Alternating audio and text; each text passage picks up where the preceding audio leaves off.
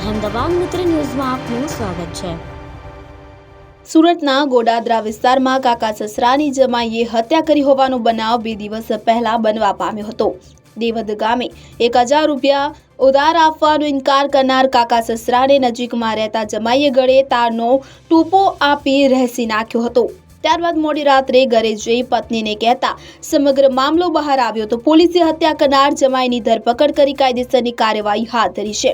દેવદ ગામ મથુરાનગરમાં રહેતી અને 3 સંતાનોની માતા મંજુ દેવી રાઠોડ આ વિસ્તારમાં આવેલી શાળામાં શિક્ષિકા તરીકે નોકરી કરે છે। તેણે પોતાના પતિ છોટુ રાઠોડની હત્યા કરાઈ હોવાની ગોડાદરા પોલીસ મથકમાં ફરિયાદ નોંધાવી છે। જે મુજબ ગોડાદરા પોલીસ મથક પાસેથી મળતી વિગત મુજબ ઉત્તરાયણની રાત્રે 9:30 વાગે મોહલ્લામાં જ રહેતી જેઠની પુત્રી ગિરજા દેવીનો પતિ સુનિલ ગણેશીલાલ રાઠોડ તેમના ઘરે આવ્યો હતો। આ શિક્ષિકાના પતિ છોટુ કૈલાસીરામ રાઠોડ ઉંમર વર્ષ 33 પાસે 1000 રૂપિયા ઉધાર માંગ્યા હતા કે જો કે છોટુભાઈ એ નાણાં નહીં હોવાનું જણાવતા પત્ની મંજુ દેવી પાસે નાણાં આપવા કહ્યું હતું, પરંતુ મંજુ દેવીએ પણ નાણાં નહીં હોવાનું જણાવ્યું હતું કે જેથી તેણે બીજા વ્યક્તિઓ પાસેથી અપાવવું તેમ કહી છોટુ રાઠોડને બહાર લઈ ગયો હતો।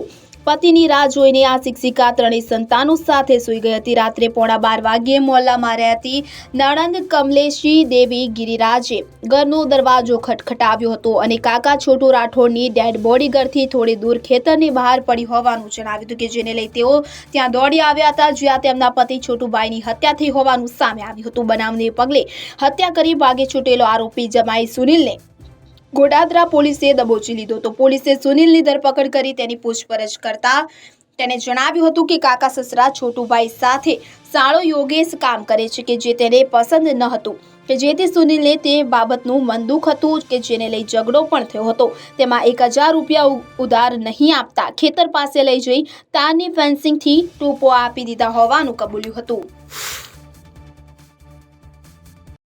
અહેમદાબાદ મિત્ર ન્યૂઝની YouTube ચેનલને સબસ્ક્રાઇબ કરો અને બેલ આઇકોન જરૂરથી દબાવો, જેથી દરેક મહત્વના વિડીયોની નોટિફિકેશન તમને મળતી રહે।